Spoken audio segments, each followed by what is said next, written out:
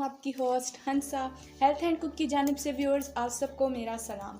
तो उम्मीद करूँगी कि आप सब खैरियत से होंगे और आज की बहुत ही मज़ेदार रेसिपी होने वाली है जो कि सर्दियों का तोहफ़ा है। सर्दियाँ स्टार्ट होती हैं तो ये चीज़ें बनना स्टार्ट हो जाती हैं। तो इसका नाम क्या है, सबसे पहले मैं आपको बताती हूँ। यहाँ पे मेरे पास ये है सरसों का साग जो कि रोटियों के लिहाज से भी बहुत मशहूर है, यानी कि पराठे। इसके साग के पराठे बहुत ज़्यादा अच्छे बनते हैं, बहुत ही मज़ेदार बनते हैं। तो सबसे पहले मैं ये रेसिपी आपके सामने शेयर करूंगी और इसको काटने का तरीका बता दूं कि हमने इसकी कटिंग कैसी करनी है। तो ये डंडियाँ ऐसी होती हैं जिसके ऊपर से हमने की एक छली होती है, कवर टाइप होता है, उसको उतारना होता है। और उसके बाद हमारी जब ये नरम सी जब आने लगे डंडी तो वो हमने कटिंग करके स्पेशली साग के अंदर डालनी चाहिए क्योंकि इससे बहुत ही प्यारे साग का टेस्ट आता है।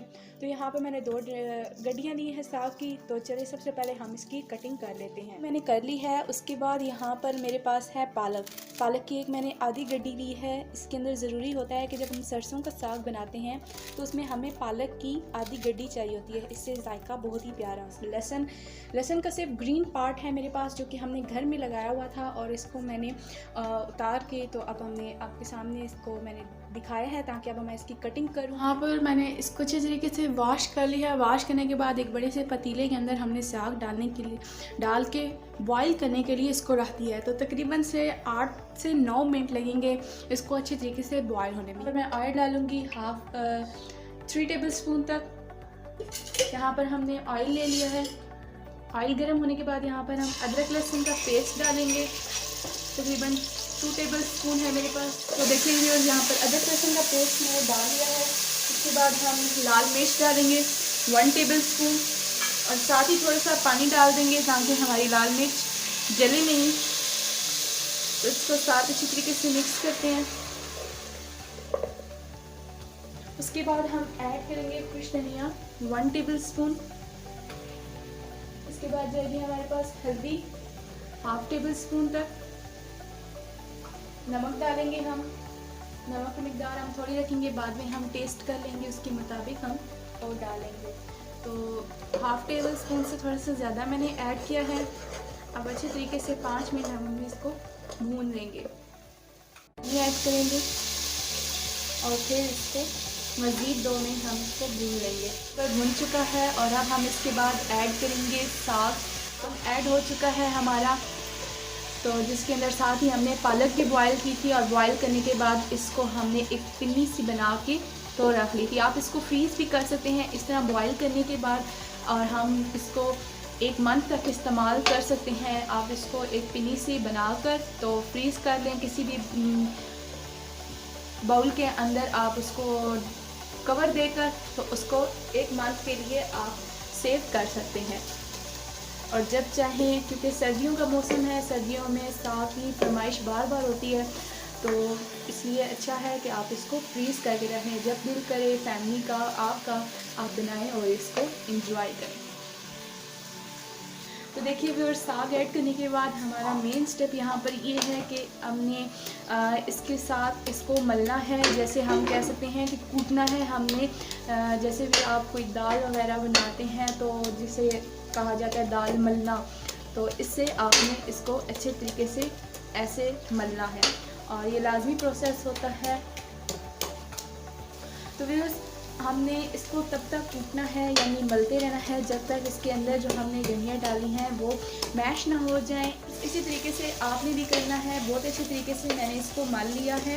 और इसके बाद अब इसके अंदर हम ऐड करेंगे सब्ज़ मिर्चें, जो कि 2-3 सब्ज़ मिर्चें आपने ले लेनी है और उसकी बारीक कटिंग करके तो इस पॉइंट पे आपने ऐड कर देनी है।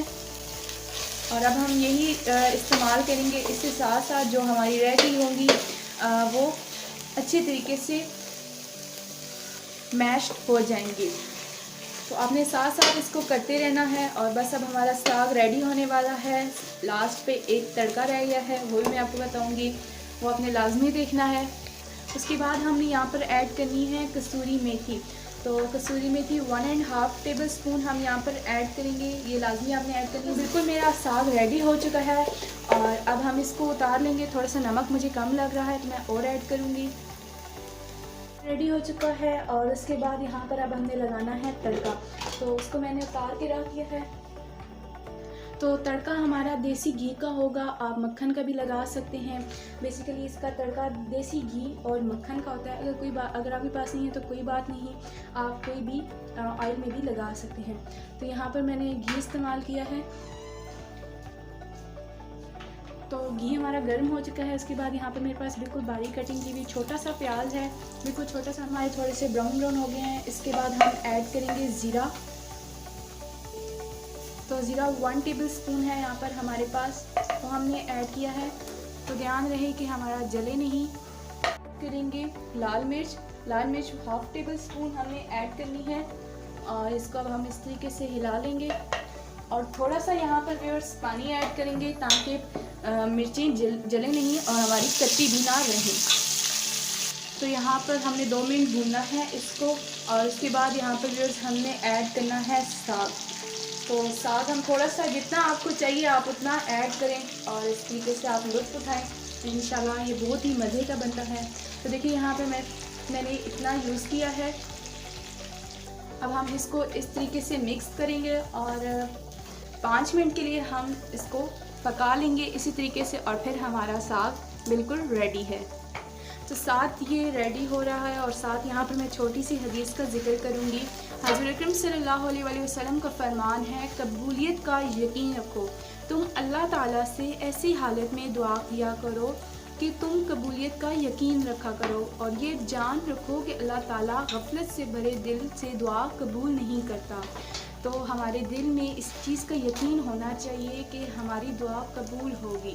सालन हमारा रेडी हो चुका है। साग आज का जो मज़ेदार रेसिपी हमने बनाई है, तो आप इस तरीके से अगर बनाएंगे तो इंशाल्लाह सबको पसंद आएगा। तो यहाँ पर अब हम डिश आउट कर रहे हैं।